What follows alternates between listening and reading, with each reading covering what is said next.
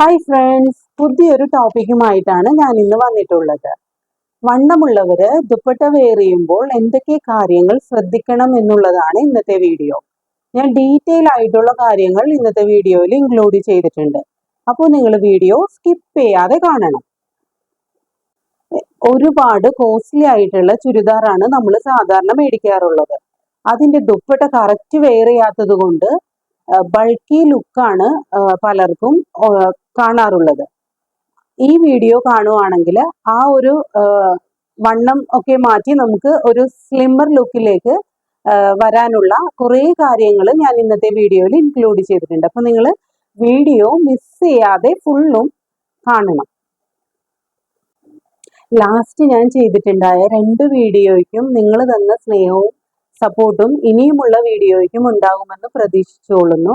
എല്ലാവർക്കും ഞാൻ പ്രത്യേകം നന്ദി പറഞ്ഞുകൊണ്ടാണ് ഇന്നത്തെ ടോപ്പിക്ക് ഞാൻ ആഡ് ചെയ്യുന്നത്. ഇതുപോലത്തെ സീക്വൻസ് വർക്കൊക്കെയുള്ള ഹെവി ആയിട്ടുള്ള ദുപ്പട്ട വെയർ ചെയ്യുമ്പോൾ സിംഗിൾ സൈഡായിട്ട് വെയർ ചെയ്യാൻ ശ്രദ്ധിക്കുക. അതിൻ്റെ ബെനഫിറ്റ് ബോഡിയുടെ വിത്ത് കുറച്ച് കാണിക്കും, ഹൈറ്റ് കൂടിയതുപോലെയും തോന്നിക്കും.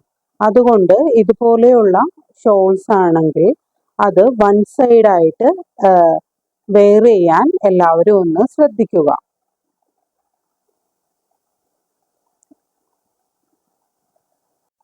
ഹൊറിസോണ്ടലായിട്ട് വിടർത്തി ഇടുവാണെങ്കിൽ നന്നായിട്ട് തടി തോന്നും.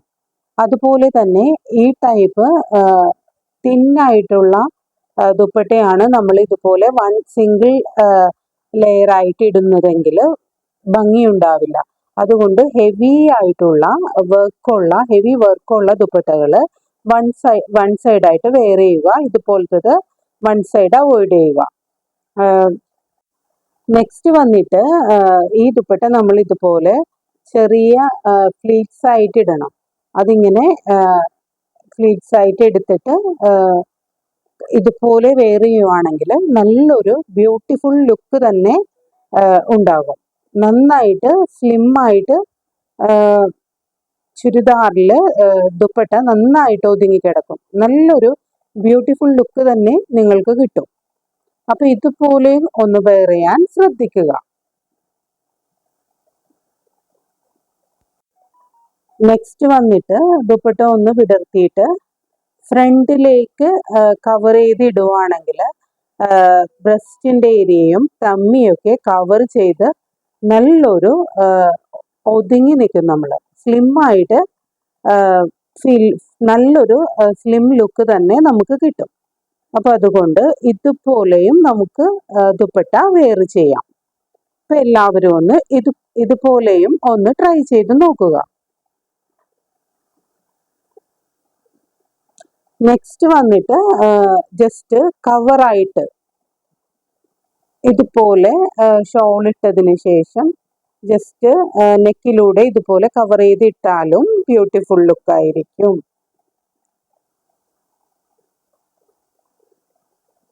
അപ്പൊ ഇതൊക്കെയൊന്ന് നിങ്ങൾ ട്രൈ ചെയ്യുക.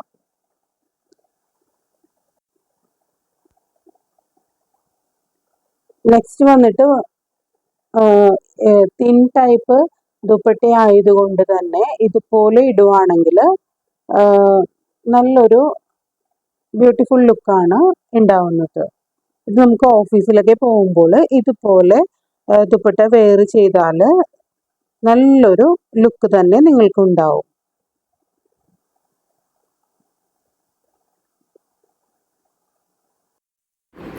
നമ്മൾ അവോയ്ഡ് ചെയ്യേണ്ടത് നെക്കിലേക്ക് ടൈറ്റായിട്ട് ചുറ്റിയിടുന്നത് അവോയ്ഡ് ചെയ്യുക.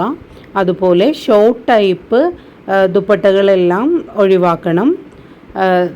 നമ്മളുടെ ഫ്രണ്ടിലേക്ക് വിരിച്ചിടുന്നതും അവോയ്ഡ് ചെയ്യുവാണെങ്കിൽ തന്നെ നമുക്കൊരു സ്ലിമ്മർ ലുക്ക് കിട്ടും. അപ്പോൾ എല്ലാവരും ഈ സ്റ്റേറ്റ്മെൻ്റ് ഒന്ന് ഫോളോ ചെയ്തിട്ട് ദുപ്പട്ട വെയർ ചെയ്യുവാണെങ്കിൽ നിങ്ങളും ബ്യൂട്ടിഫുൾ ആകും.